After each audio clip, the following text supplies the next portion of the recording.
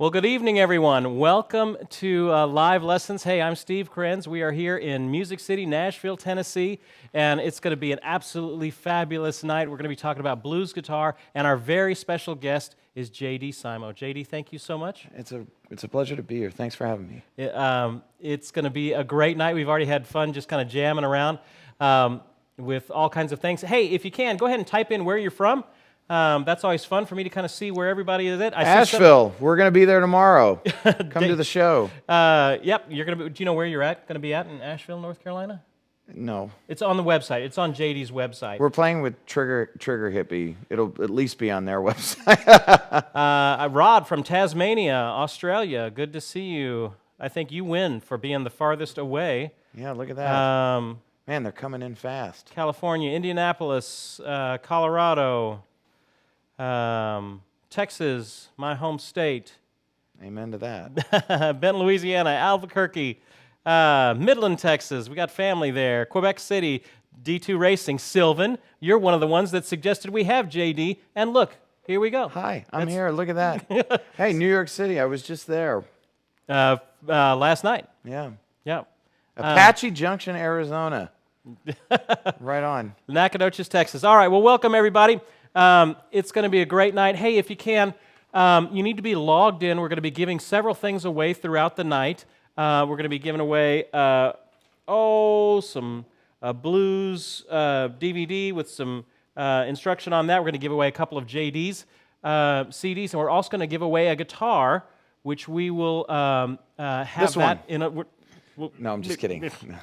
We'll be giving away an acoustic guitar, which we'll get that in a little bit later, and we'll give that away. That'll be our grand prize. So if you want to be a part of that, you need to be logged in at ustream.tv and be logged in, and then that'll be where we can kind of see you in the chat. You don't need to talk, but we can see you in the chat, and our producer, Garrett, will find a name, and we'll give away some fun stuff. But to get us started off with, let's play a little something. You want to do that? Let's mess around with that little thing we were doing in E. Everybody's favorite key.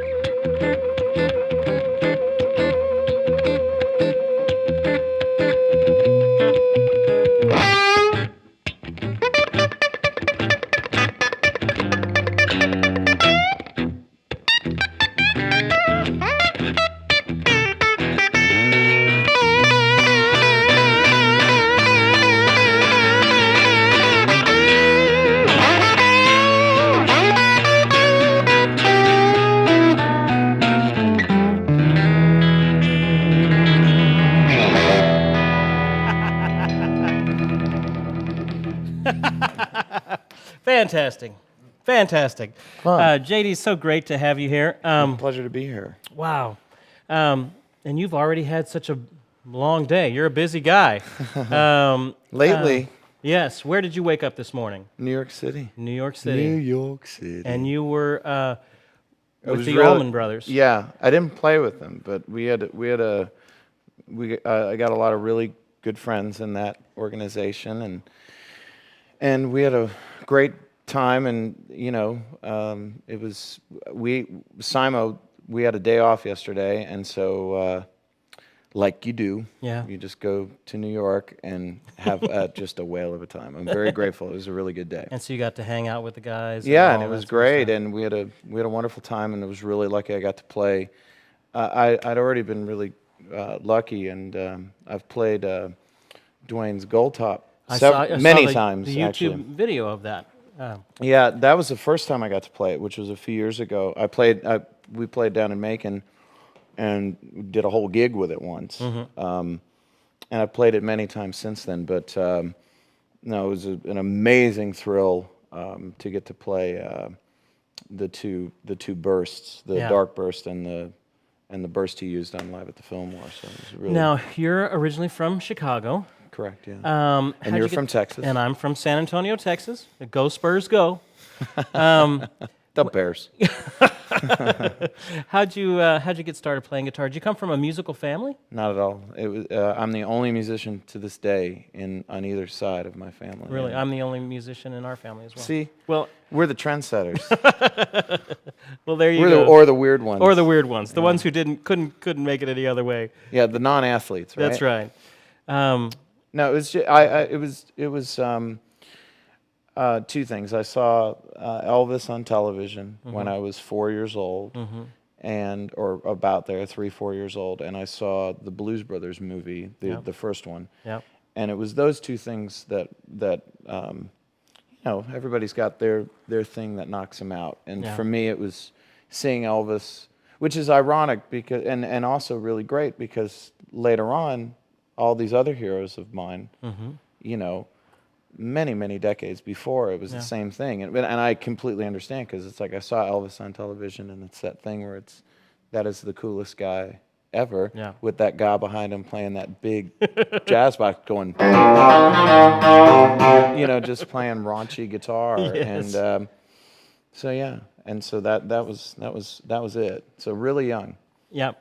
And so you grew up, took a few lessons along the way, I'm sure. So. I did. I took lessons initially, when I was 4, 5, 6 years old, and then, like most people, just learned it from. Well, not so much these days, but I learned again, listening to records, and which, as you know, is amazing ear training. Yeah. Without knowing it. Yeah. And so, you listen to B.B. King go. And it's like you're, for the first few times when you've never done it, you're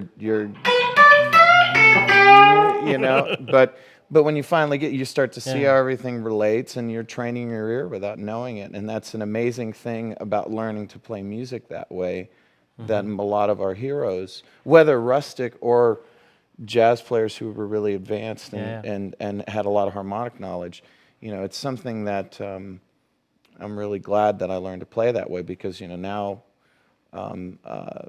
that's not necessarily the case. Even though vinyl has really come back in a big way. Now, being in Chicago, of course, you're in the kind of the home for a lot of that blues, and which is so much a part of your style. It is, yeah. It was really great because seeing the Blues Brothers, which really, Steve Cropper and all these. Well, yeah, and Matt Murphy, but it's that movie's like a love letter to the city of Chicago. Yes. And it's when I was a little boy, everything still looked like that. Yeah. Now Maxwell Street's gone. It's a football field now. When I was growing up, it was the last little bit before Chicago really changed. And it's definitely part of the culture. I was talking actually last night to a friend of mine in New York that. Because we were talking about listening to the radio, and there was an AM radio station that I used to listen to sometimes, that would play Howlin' Wolf or stuff like that, like late at night, 11, 12, at night. So yeah, I mean, it's part of that. But like yourself or anybody else, I mean, it's like you fall in love with one thing, but then you get exposed to all this other stuff, and then and then it just all kind of goes together. Who were some of your big influences when you were Well, those, I mean, B.B. King and well, yeah, well, I mean, initially, I mean, I was all about Elvis for a very, very long time, and then the Beatles, and the whole British invasion thing. And what I always say to kind of encapsulate it is, in the early '90s, there was an amazing miniseries that UPN did called the History of Rock and Roll, which you can get now. Right. And my good friend Jen Gunderman, who's Audley Freed's wife, she teaches at Vanderbilt. Yes. And she uses it in her class, which is just hilarious to me. But I taped that when I was 6, 7 years old.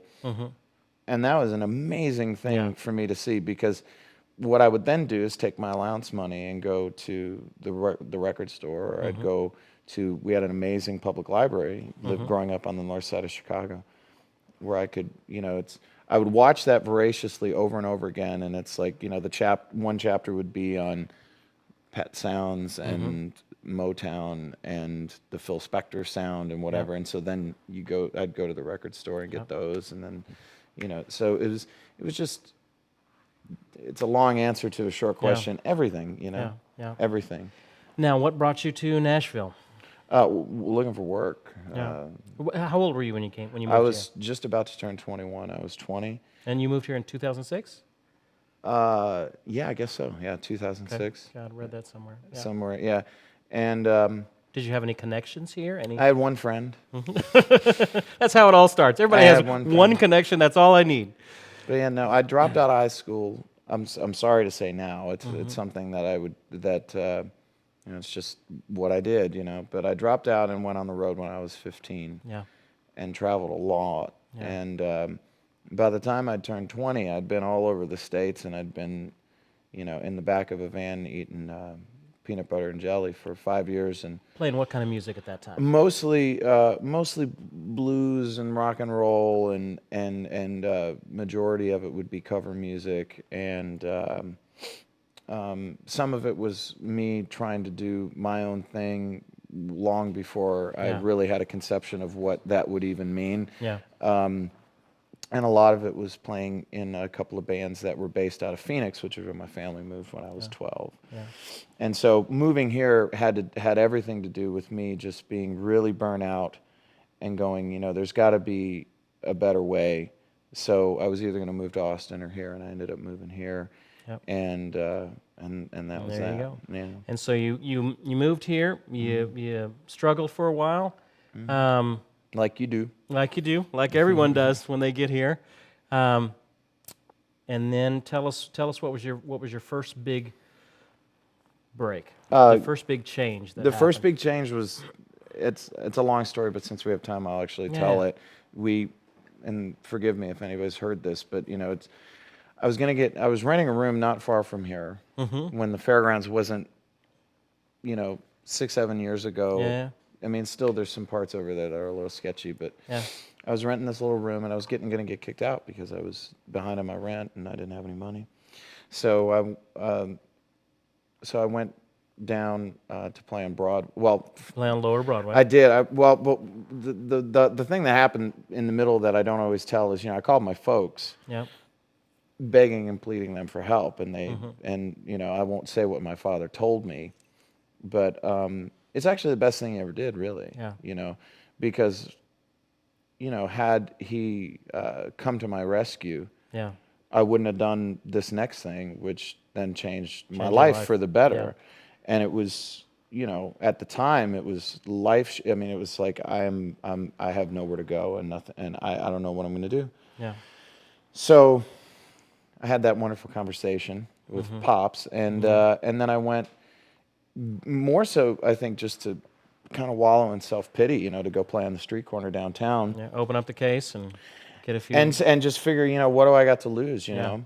And so I went down there and played, and Dave Rowe, who you probably know, Dave walked by player. wonderful bass, Yeah. very well-respected session bassist, and played with Johnny Cash for years, and Mm-hmm. I mean, just a monster, and an amazing singer too, and a great guy. And anyway, I knew him, Mm-hmm.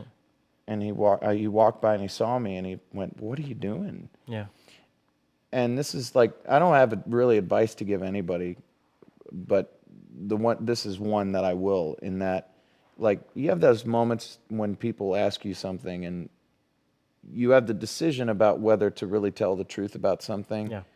or be prideful and be Yeah. like, "Oh man." Yeah. Yeah.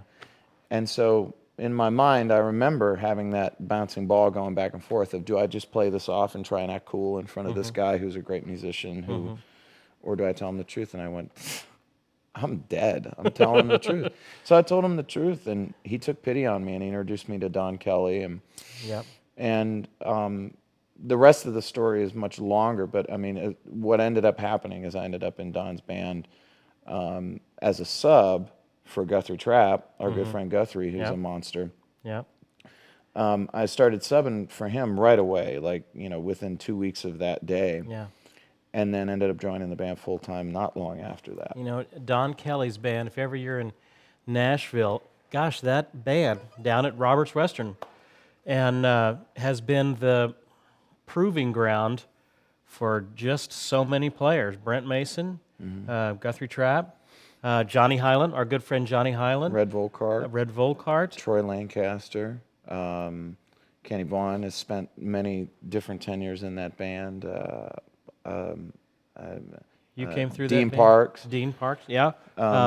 Good friend of my son's, Daniel Donato, is holding that. Is holding that Daniel's position down right now. And doing a heck of a job. You need to go see Daniel. Wow, if ever you're in Nashville, that's a legendary place with Don Kelly, and he's not, as I understand it, not an easy man to No comment. work with. He's just, but he has his way, man. It's good for you. That's what everyone says. Everyone says that Don was the one that kind of kicked me in the rear and turned me into a player that had to stand on my own. Yeah, I mean, he's very he's really straight, and he knows what he wants. And if you're not doing it, he's going to tell you. He's going to tell you, and he's probably going to tell you not only that you're not doing what he wants, but he's probably going to tell you what he wants and maybe even how to do it. Yeah. And you only have so many tries before he's going to move on to the next guy. Yeah. And the thing that I always say in relation to getting in that band, and something that I'm actually selfishly kind of envious of with Daniel or Guthrie or really anybody that's been in that band, is I'd never played that type of music before. The whole country, the fast bluegrass chicken picking sort of a thing. I'd never done it really before, nor had I really concentrated any real time to trying to find a footing in it. Yeah. I had appreciation for it, and I had obviously to get the gig, I had a certain amount of at the time, whatever that Don recognized and went, well, no, I think he'll be okay. I think at least I'll give him a shot. Yeah. But no, I mean, it took me, well over a year. Just to kind of find your feet in it. Yeah. It was really, really tough, and I worked really, really hard to become what I became in that band. How long were you with them? I was with him about 5 years. Which seems to be about the time. That's because Guthrie was with him, I think, about 5. Johnny was with him about 5. Yeah, seems to be about the time frame. He's been doing it for so long. And the chicken picking thing. Can you play us a little something in that or that Sure. style? Well, first of all, I don't chicken pick because, I mean, well, and let me Or explain. Let me explain that. I don't use my middle finger. Okay, I flat pick everything. Or I use my thumb and my index finger. And the reason for that has everything to do with practicality and nothing about technique, really. I had no time to sit and develop Which is a tricky technique. Which can take, not only weeks, but months, if not Yeah. years. I had days to not get fired. Yeah. So I had to figure out a way to be able to play at tempo and to essentially, fluff my way through it the best I could as quickly as possible. So the way I do it is what I stumbled upon, and then over time Worked it out, it just became how I did it. And it was completely out of that, which I have to say, in regards to, everybody, obviously you're a really, really good teacher, and I know lots of other people that are really good at articulating. One thing that I would say, there's a lot of things that not only I do, but that my heroes do. Yeah. Things that are born out of necessity like that. Yeah. That it's important for us to push ourselves, to develop things that we can't do, things that are uncomfortable to us. Yeah. But then there's a certain amount, I think, that if you even have any hope of developing a style that is your own, which very few in the world really attain, those are the things, those anomalies, those weirdnesses are the things that really make people sound unique. So anyway, as far as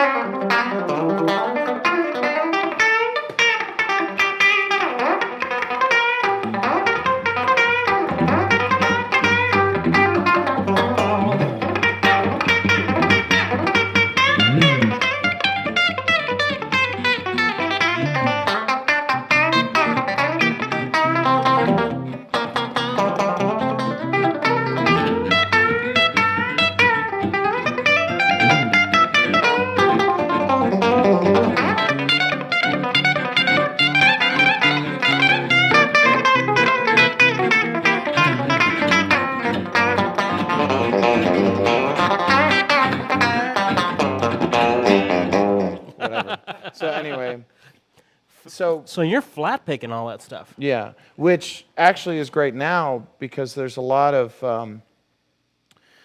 I really love acoustic music, which is really funny because it's like now what I do is not that at all. Yeah. But I really love acoustic music and I really love bluegrass. Yeah. So I actually do play quite a lot of acoustic music to myself and with friends, like we were talking about earlier, hanging with Jack Pearson or something.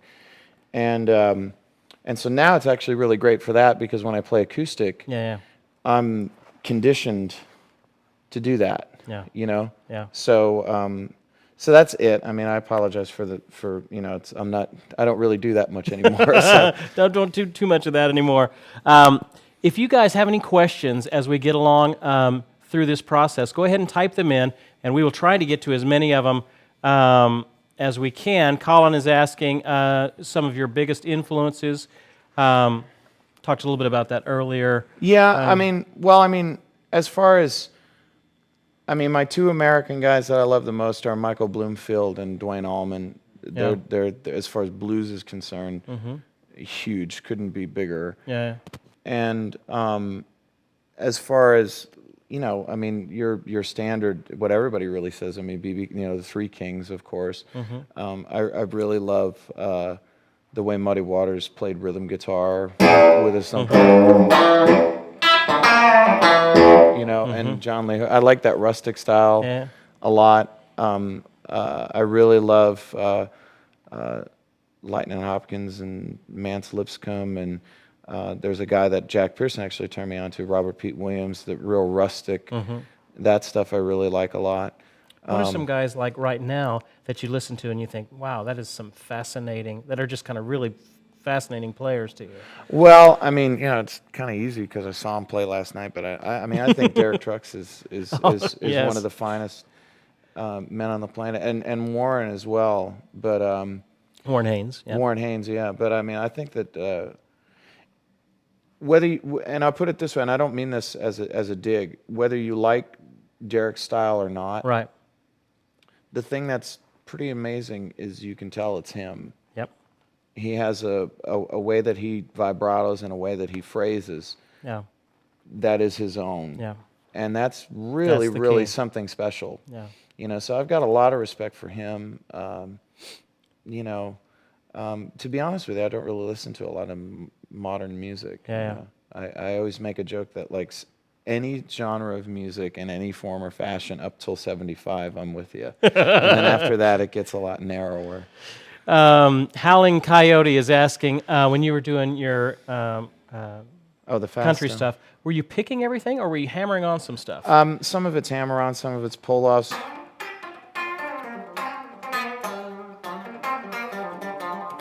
I guess some of that is, you know, like some of it is. It's half and half. Yeah. I'm not picking everything. Otherwise, that it would be like I can't play. Yeah. I can't do that. Yeah. What kind of pick are you playing? It looks like a heavy. Yeah. It's a Tortex. It's these things I get from Dunlop. It's a 1 millimeter Okay. All right. Tortex, Oh, yeah. or not Tortex, Ultex. I'm sorry. Yeah, yeah. Jim Dunlop. So it's 1 millimeter. So that's pretty heavy. I don't know Yeah. whether you can see that. Cole, can you get a shot of that? It's even got my name on it. Because you got to have a pick that's pretty heavy to do that quick level of flat picking stuff. You do, and I like to have, you know, I like to have a pretty hefty pick, because then to me it's like you can use it dynamically to. Yeah. You can play dynamic. Where if you want to make a note jump out more dynamically, you can with this. Yeah. You know, where if it's thinner, it's not going to be as punctual. You know. Let's talk about what you're playing through today, and tell us about that guitar. Well, this is a 1960 Les Paul standard. Her name's Candy. How long have you had it? About 6 months, and it actually belongs to a very dear friend of mine. A very dear friend of mine. It's the joy of my life to get to play this guitar. It's a monstrously great instrument. And Gets amazing sounds. thank you. And yeah, I mean, I've gotten really lucky. I mean, I have my vintage blog, and you know, we do hangs on the road with vintage guy. You know, hanging with George and the fellas here. You know. It's a big part of my life. It's a big passion of mine, vintage instruments. And so, you know, yeah, I mean, to get to play stuff like this is the dream of a lifetime. So, yeah, there's this, and we got a Chord. And I'm actually playing through this little VVT, Jim Hill's company, in I think they're in Virginia. But it's his... Fabian, maybe you can find that link for us for VVT amps. This is a fantastic sounding amp. Yeah. And literally, one of the things you may not notice, he's going from his guitar cable to amp. There are no pedals involved. So you're able to get such a wide variety of sounds just by the mixture of the amp and how you're attacking the instrument and mixing the pickups. Yeah, you know, and that's how it. Regardless of what I'm using, I didn't start that way. When I started with Don, I had a pedal board, and I had, you know, and when I did a lot of sessions for several years there, I was into all that. And it was a very gradual process for me, where I eventually kind of got to where I now have like a complex that I don't even want a tuner in line. Yeah. I'm a little nuts. Yeah. So if you want to know, there's a fantastic video that Premier Guitar did of JD's gear rundown. So I think I have a link to it, Fabian. Maybe you if can. you want to know how crazy I really am, it is more in depth than anyone would ever want to know about. True. Your amps, and you get into all tubes and the. Well, the reason. It was fascinating. It Well, was a thank you, fascinating video. and that's because, you know, for me, and what I was saying earlier to you, you know, is, you know, because I don't use anything on the floor. All of those things become a lot more important. Yeah. So it's like the pickup height, the way the pots work, what kind of cable I'm using, what kind of tubes are in the amp, what kind of amp it is, how it's biased, you know, because I'm not stepping on a booster to get sustain, or I'm not stepping on, so it's like all of those things being able to be kind of at the, I always use like a race car, not because I really like cars too. And so it's very much kind of like that, where it's like I'm looking for optimum performance, just like a person who's into cars would. Yeah. So, so it's like, you spend time on your pedal board, you spend time this and that, it's like I spend that on that stuff. Yeah. you know. Fascinating, fascinating. Dino58 is asking, what is your number one go-to guitar? Well, if I had to, it's been this one for a while since I took possession of it, and I love playing this. But when it all comes down to it, it's this one. This is my '62 335 Red, and this is the first really good vintage instrument that I ever got. And the reason why I have the relationships I have now, and the access to all of this crazy stuff that I do now is because of this one instrument, and this is the one that kind of changed my life. So I'm really grateful. So this is the one that, as I say, will never go anywhere. That's right. So. That's right. Okay. Let's take a break. Gosh, we've been talking for 30 minutes already. So many amazing things that have been going on in your world. You were featured in Rolling Stone magazine yesterday. Yeah. Tell us about that. That was a great article. Thank you. It was a huge, it's a huge dream come true. They contacted our management, and, what more can you say? Yesterday was a good day. Yesterday was a good day. Yeah. Yesterday was a good day. Very grateful. Well, thank you so much for being here tonight Thank in the you. midst of all of this sort of stuff. And you were leaving actually tonight to go to Asheville, North Carolina. Yeah, to pick up, we're out doing some dates with our good friends Trigger Hippie, which Tom Bukovac and Jackie Green are in, and we've had a ball. Wow. It's been fun. If you're, you can go on to JD's website, which is simo.fm. Simo.fm, Okay. SimoTheBand.com, they all go to the same place. Okay. And you can find some of JD's dates on that. Some of the ones I just jotted down were tomorrow night in Asheville, North Carolina, November 8th. You're going to be in Memphis. That's right, yeah. And probably a dozen places in between that never Well, on the website. Well, yeah, no, the website gets updated very often. We're only going to do a handful of dates between now and the end of the year because we've been dogging really hard, Yeah, and y'all it's have been busy. and we are way overdue to finish our new record. So we have to. That's, Christmas time is finished record time for us, because then we hit January. There's a bunch of dates. January and February are full. We're going to the West Coast and back, and then going down to Florida. So, we'll take advantage of November and December. Yes. Well, let's give away something. Yes, free stuff. Let's give away one of JD's CDs. Don't give that away. No, we're giving it away. Yeah. We're doing it. And if you would be so gracious to autograph it before we go. I'd be honored to. Tell us about this CD before we give this away. We're going to give away 2 of these, so I'll need a couple names, Garrett. We made that. That's our debut record that we made 2 years ago. We made it here in Nashville at an all analog place. We made it in a day and a half, and on an old 8-track machine. And Who's playing on this? It's fun. It's me and my group. It's Frank and Adam? Yeah, me and myself, Frank Swart, and Adam Abrashoff. And Frank actually left the band about 6 months ago. We have a great young man named Justin Smith. I saw him on the website. Who's joined us, who's absolutely phenomenal, and will be on the new one. Cool. But it's just the 3 of us. Man, and it is fantastic stuff. Check out JD's got all kinds of videos on YouTube of some of his live stuff. Just brilliant. Fantastic stuff. Well, thank you. All right, we're going to give away 2 of these. The winners of this are, this one is Buzzbait 14150. Buzzbait 14150.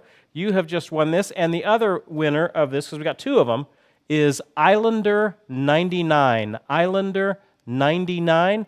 So what you both need to do, Buzzbait and Islander, is you need to email me at service@stevekrenz.com. Send me your mailing address, shipping address if you want to put your phone number on that as well. Send me your screen name too, and what you won. That always helps me out as I'm trying to sort this stuff out as we're doing that. So congratulations. A lot of fun, a lot of great music. All right. Let me do a couple of announcements. Garrett, we will also need a spot that we'll need to run here for a second because I'll need to get that guitar. All right. Underneath your Ustream window, there are 3 buttons. One of them I think the farthest right one goes to here at Gruen Guitars. Gruen Guitars has been our wonderful host for live lessons for well over, this whole past year. And if ever you're in Nashville, this is a fantastic place to come and visit. Let me know. We'll go have lunch. Greg and I, you'd be surprised at how little it takes for Greg and I to go have lunch. And we have folks visit all the time. Hey, did you guys enjoy when Sharon was here yesterday or last time on live lessons? Didn't she do great? And we've got actually another one of our live Learn and Master Guitar folks that is visiting here with us right now. So if ever you're in Nashville, let us know. Come to Gruen's, check it out. Vintage guitar capital of the world, great place, and fantastic people. The middle button there is our resources. We've been featuring Stevie Ray Vaughan. This month is he was born on October 3rd, so it was his birthday month. But bigger than that, he was nominated to be in the Rock and Roll Hall of Fame. So if you haven't voted, I'm not sure what the web address is. Fabian, maybe you can find that for me for the Rock and Roll Hall of Fame to nominate Stevie Ray Vaughan and Double Trouble, which is going on right now. But anyway, two of the songs that he's being nominated for are Pride and Joy and Voodoo Child. So I thought I would put together some resources for some Stevie Ray Vaughan stuff. So I found two great DVDs. I think I have one of them here. What I liked about these, I was trying to give you guys great resources, and it takes me way too long to decide on what to do because I don't want to offer you guys slop. So I researched these out, and these are the two best ones that I came across. What I like about these is it has a great guy teaching the lesson. Actually, Pride and Joy and Voodoo Child are on here as well, and it has the music, the tab on the screen with it, and you can you can watch the lesson and then just do a jam track, and you can choose what kind of view you watch it in, what kind of hand you're watching the guy play in. It has all kinds of different views on it. So just about every song that is known of Stevie Ray Vaughan that you're familiar with are on these, and the guy's teaching them note for note, and it's great. The other resource is a book. If you're more of a book person, this has guitar play-along tracks, and again, every note written out for, I think, 8 of his songs. Pride and Joy, Texas Flood, Voodoo Child's on here, Honeybee. Gosh, fantastic songs. This is a great resource. Comes with a jam-along CD as well. If you're interested in that, check it out. It's a great sale. I think we've got it for, $46.99, something like that for all 3. Gosh, you can't even go to the movies for that. And for the cost of a night out, you could learn note for note the songs that are getting Stevie Ray Vaughan to the Rock and Roll Hall of Fame. I think it's fantastic. So if you're interested in that, that's the middle button down there. The third button over there is for the Learn to Master Blues Guitar course that we did several years ago with Johnny Hyland, and Jack Pearson is part of that as well. And they've got a great, just good basic teaching on blues guitar. If you're interested in learning about blues guitar, they've got a fantastic sale. It's like 40% off. It's normally, I think, $99 or something like that, and they've got it for $65. So it's great. So if you're interested in that, the good folks at Legacy will get you fixed up with that. Check out all these resources that we have going on for all that stuff. Let me give one more thing away. This is a 200 Blues Licks DVD. We offered these a few months ago and had 1 or 2 left over. So I wanted to give one of these away. The winner of this is Kate 121, Kate L, KTEL 21. You have just won this, and again, great resource. Goes through a bunch of blues licks with the music on the screen, the whole bit. KTEL, send me your information, service@stevekrenz.com, and we can go from there. Let's play one thing, and then we're going to take your questions. So be thinking of your questions. Gosh. You want to do that slow blues thing like Sure. we were doing? A. Sure. 2, 3, 4.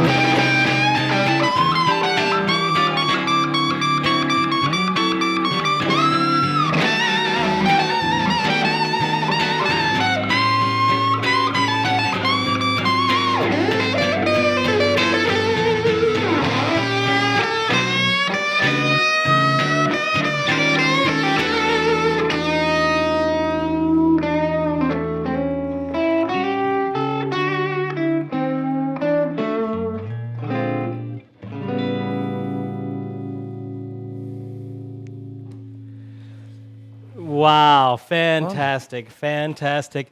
Hey guys, stick around. We are going to get back to more JD in just a moment, and we're going to be giving away a guitar here in just a couple of minutes. Stick with us. Give us about 60 seconds. We'll be right back.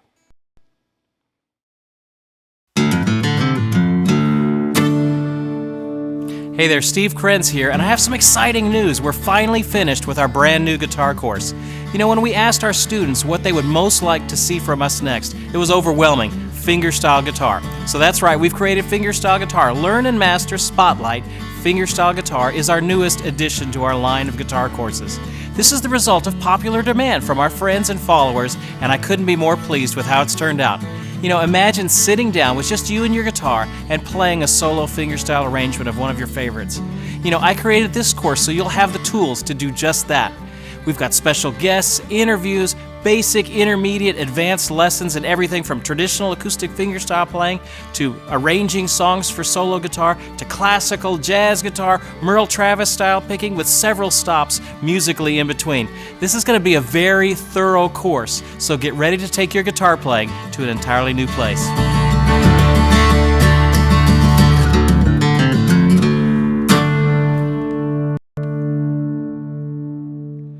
All right, everybody, thank you for sticking around with us. We've got a couple of questions I wanted to get to. We had a couple of questions that have come in on our discussion board as well. Grog from Fort Worth, Texas, is asking, JD, what do you think of the Screddy P19, which is a distortion fuzz pedal? I've never heard of it. All right, okay. I I'm thought sorry. I hadn't heard of it either, and I looked it up. We've got the link on the thing. It's from .com. It looked like a cool pedal. I thought maybe you had some relationship with them. That's what he was asking about. No, yeah, I don't. Yeah. I'm sure it's great though. Okay, well there you go. Maybe we'll find out someday. Do you carry them here? Hey, we are talking with, by the way, our friends over at Earthquaker Devices. Remember that pedal that I played? Oh gosh, it was probably a month ago, and it was this really spacey reverb sort of a thing. I used it on baritone guitar with it. Just got this really odd sound. It was fantastic. Anyway, I've reached out to them. We're working something out so we can perhaps maybe give away one of their pedals in an upcoming show. D2 Racing, Sylvan from Quebec is asking, JD, I saw a lot of live videos on YouTube. Would like to know if you plan on releasing some studio versions of your songs, I'd Rather Die in Vain and Accept. Yes, no, those are two, and thank you for noticing. Those are two tracks that will absolutely be on the next on this new record. They've become Accept and Rather Die are both songs in our live show that are kind of cornerstones as far as jumping off points for improvisation. Yeah, and they're very important. And if it's like a show like with Trigger Hippie where we're opening, we'll probably only play one of them. Yeah. But if it's our show, we usually play both of them. Even though we vary the set list every night. And your live shows are really kind of the key of the whole band. Yeah. Is the stuff that you do live. Mm-hmm. And you have I read about your approach with encouraging people to video your live. To record your live stuff? Just like a lot of people in the jam band community, I highly suggest and recommend people to tape the live shows and trade them amongst themselves, because every night is different, because every single night, because there are songs in our because we have a really wide repertoire. I mean, we're really like 4 albums backed up at the moment seriously, 60, 70 original songs in our repertoire that we'll play any one of them on any given night, some more than others, but so as a result of that, we change the set every night, and there are songs like Accept and Rather Die in Vain and many others that there's like a point at which we know we're going to improvise. Mm-hmm. But there's no plan. It's not like there's a worked out comp for the rhythm section to play under me. Yeah. There's not even a predetermined key. Mm-hmm. It can go anywhere. So, and to me, that's I like to say that it's the thing I enjoy the most is probably not true, because I enjoy lots of different things. Yeah. But I live to improvise. There's something about the dynamic of being in a live performance, creating something on the spot, being part of a moment that happens at just that one moment, and you're creating music. It's more than just improvising, more than just soloing. Hey, there's some chords, and it's not that. And that's really good that you said that, because it's not soloing. It's you're subconsciously composing by what you're hearing the people you're playing with play, and given what you're playing and what your rig, what you're hearing, what you're reacting to, what the audience is reacting to, there's so many, all of those things working together. There's no way that, but the fear is that, and this is something that I think that I do talk about a lot, is that we by nature are insecure, right? Mm-hmm. And especially musicians, right? And so we work really hard to understand the fretboard. We work really hard to understand how things relate, and it's like, and that's all really good. That's, as Jack would say, that's doing your push-ups, you know. But when it comes to improvising, the ability to continue to put all that work into, so that you can then be free. Yes. So that then you can then trust yourself, and if you believe in God, if you believe in a higher power, whatever it is, to believe in that third element that has nothing to do with you. Yeah. It's a very vulnerable thing to do, because you're risking failure. You're risking looking like a fool. But that's the thing that's the thing I'm addicted to the most, because that feeling, and you know, any great, I mean, it doesn't have to be rock musicians. I mean, it's like if you listen to, I mean, I love listening to really out jazz. I love Ornette Coleman. I love Wayne Shorter. People like Sun Ra, stuff like that, far out stuff. You know, not every night was their best. Yeah. But they were aiming for that, you know, and that's why, you know, few people in the rock idiom, people like, you know, Jimi Hendrix or something like that, or Michael Bloomfield exhibits that to me. That freedom, that sense of you don't know if they're going to make it. Yeah. And then when they do make it, it makes it all that. That's when that's for me as a listener, as a fan of music, when I'm sitting on the edge of my seat going, oh my gosh, and then and then they make it, and you're like, oh my goodness. And you don't have those moments if you don't, if you aren't teetering on that edge of oblivion, if you will. Right. It's I love it.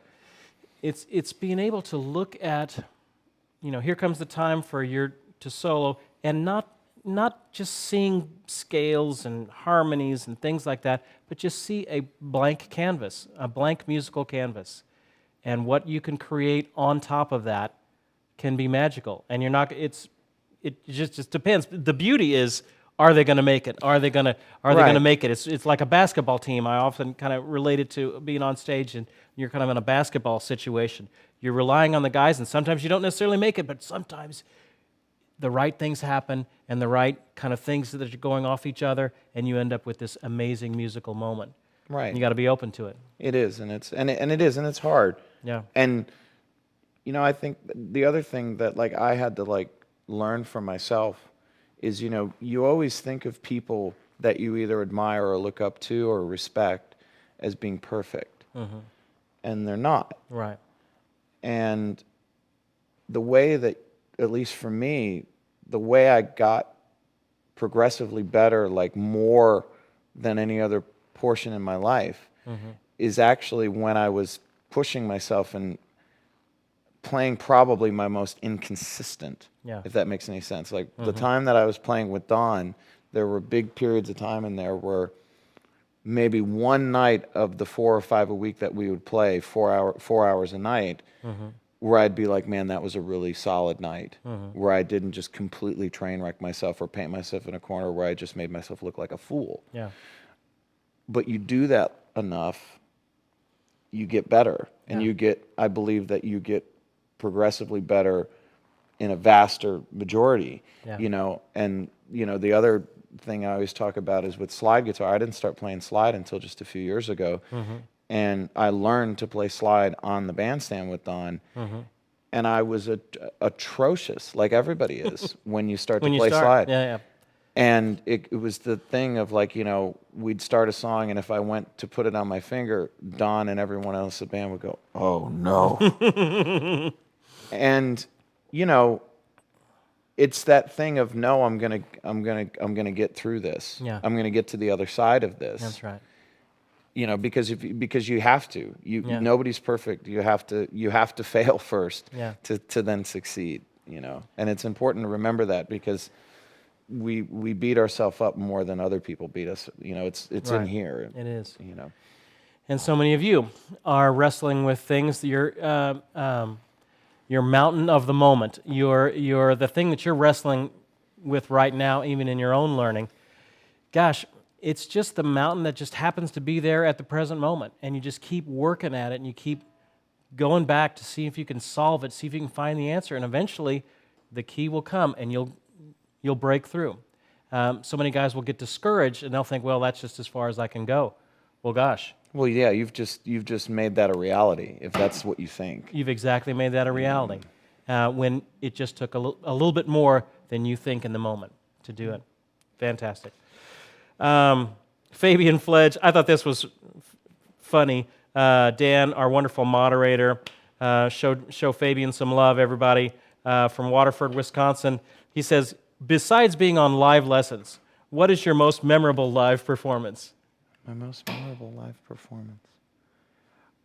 I don't have one, actually. Any memorable ones from lately? Well, yeah, I mean, but that's what I mean. Like, you know, every night has a memorable moment. Yeah. I don't think about it like that. Yeah. You know, and I know that may sound way too serious and pretentious, but it's the truth. Like there's nothing that comes to my mind as like the defining one. It's just a lot of little ones, which I think is, I mean, we're all addicted to doing this, and so I think that's what compels me to continue to play every day. Yeah. You know, because those moments happen every Those day. moments, and you know? you look out and you think, gosh, I love what I do, and you're in the middle of a particular musical moment. Sometimes it's great, sometimes it's a big thing, sometimes it's a small thing, but you think, gosh, I'm just so thankful and blessed that I can do These what I guys do. are cracking me up down here. These people that are taking us to task. I'm not going to die on that mountain. Yes, come on. Well, you may. Just trying not to. Okay. Gosh, we are already running out of time. Yeah, sorry. No. What do you want to say? I'm groovy, man. So however long You're the go. one that's traveled. No. All the way it's across. Fine. I'm having a great time. So whatever you want to do, I'm here, man, and I'm having a great time. Do your thing. HV Tim is asking, have questions for us both. In the early beginning years of playing guitar, did you struggle with it? And how long did it take to become kind of comfortable playing? Well, it's kind of always a stretching I was that goes terrible on for a long time, and some would argue still. But do you have a regular practice schedule? not practice, but I play every day. Much kind of like we're doing here. It's just most of it is just amounts to like noodling. Are there skills that you're working on right now that you're gosh, I've always wanted to learn how to do that, and I'm kind of It's a constant. Harmony is something you never master. yeah. So, working on what sounds good together, chords, you can never learn enough chords and how they relate to one another. Yeah. Because then, and I know that, obviously I don't want to, just watch Jack's thing with you. He's the master, But that whole semblance of, and here I am breaking stuff. That's very me. The whole semblance of soloing out of chords, the way jazz players used to play, Yeah. not so modally, not so scaley, but playing out of chord shapes. Where you've got all these beautiful melodies that are just within chords, and so I just sit and explore. And I mean, really, I don't think of it as. I don't think of it as practice. I just noodle around and find stuff I like. And the other thing I will say, though, I will say this. I'm aware of it. It's not a regular routine or anything, but hand strength is so important because, everybody always talks about, especially in blues, as we're talking about blues, vibrato is everything. Talk to us about that for a second. So vibrato is the ability to take and make it sound.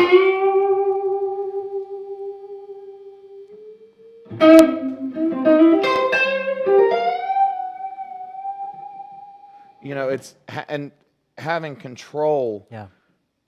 Having control over the guitar.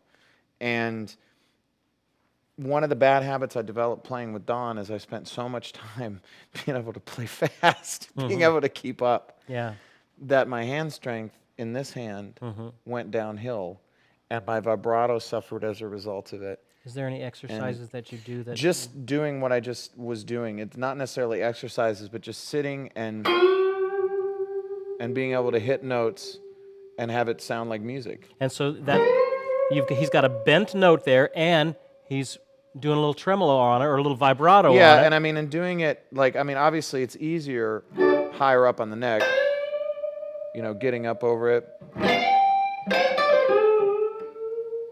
And then start messing around with it, and start trying to hit pitches that are higher, than...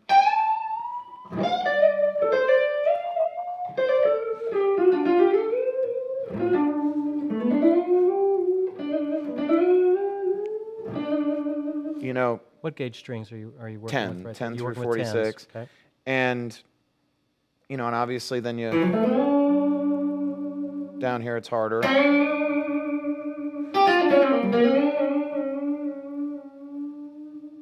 So just, I mean, I'll sit around. I mean, that's stuff that I'll do every day with that thing, because that is a muscle. You need to do that. That's It's a muscle. physical thing, yeah. It's a muscle, and it's not so much like, I always say, like, I try with all of my might to be as light-handed with this hand as I possibly can. My adrenaline and my breaking of stuff nature gets the better of me a lot, and I don't do it, but I'm more conscious of it than I used to be, and assertive with this hand, because then it's like I feel like I have more of a sense of control over the instrument, Right. to be able to manipulate it the way I want, and also, a lot of times people will talk about, you'll see a couple of guys playing or something like that, and one will really stick out to you, and it's not because he's necessarily doing anything more technical or more harmonically challenged. He might just be playing with more confidence. Confidence is a really big thing with music. Yeah. Where again, the greatest players, it's not, and I don't mean confidence in being showy necessarily. Yeah, it's not arrogance. It's not showbiz. It's just that. I'm bending this note, and there's no wavering. I am on it. Yeah. I am not timid with what I'm doing. Because if you're timid, you're going to fail. You're going to fall. You're going to die on that mountain. Yeah. And so all those things equate to to me, the ability to make music more. Because I always say Danny Gatton, in one of those videos he made that everyone here and yourself, we've all seen a million times, he said something that made the most sense. He said, "Never learn more than you know how to use." Yeah. Isn't that a great statement? Yeah. Because if you can master a good vibrato, you can literally never leave the pentatonic box. And if you have good phrasing and good vibrato, and you're making music, Right. You're making beautiful music, Yeah. Wow, we could go on for a long time. I can already tell. Let's go ahead and give. Let's give away a guitar, shall we? Huh? Don't you think it's about time we gave away a guitar? This is a guitar, a Mitchell acoustic guitar that just had new strings put on it and just set up by Greg here at Gruen Guitars. Comes with a little case and all kinds of stuff. It's a wonderful little acoustic guitar. Comes with a little pickup system in it as well. Somebody is about to win this. The winner of this guitar. Hopefully you're in the United States, because we can only send them in the United States. Sorry, these are too big to ship around the world. Is Minstrel-JF. Minstrel JF, you have just won a fantastic acoustic guitar.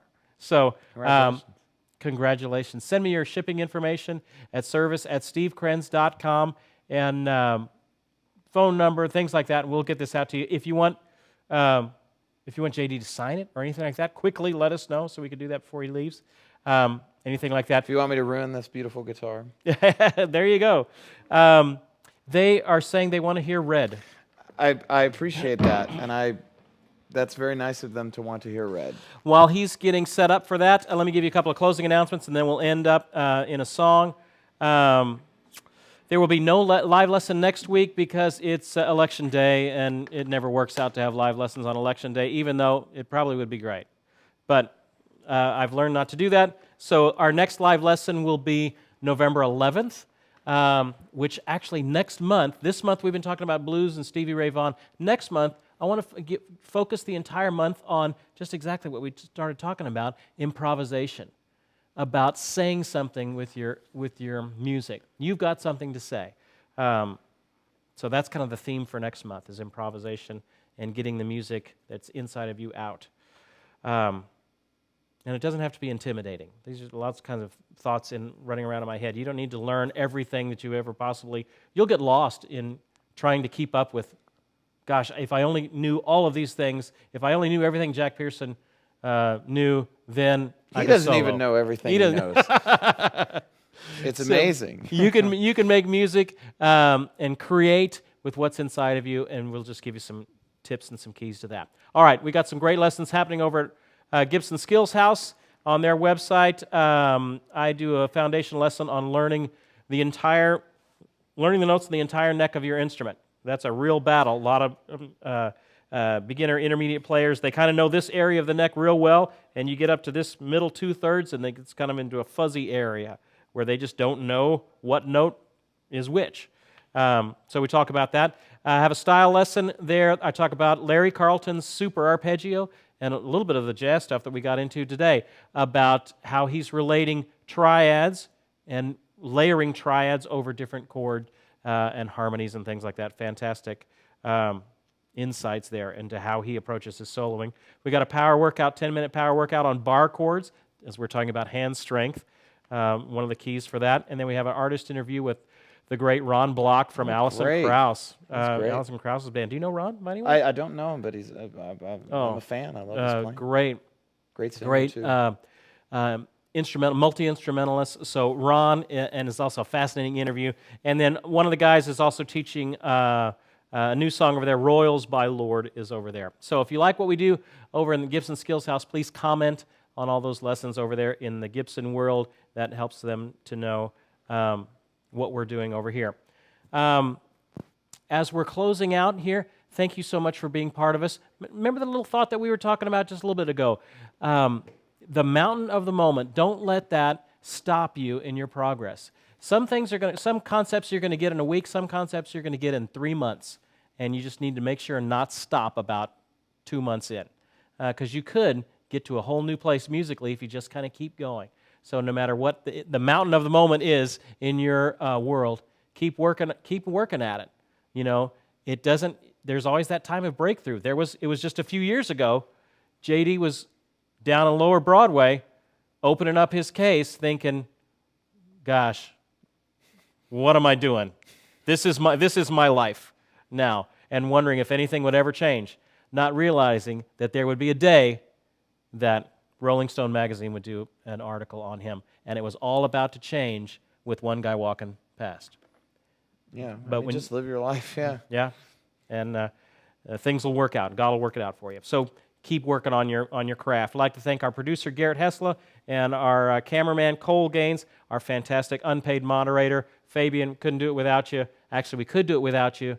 It's just a lot harder. So it's much better to have it with you guys. All right. Let's play something to get us out. What key you want to be in? Let's do something in C. We've been in E. We've been in A. Let's do like a.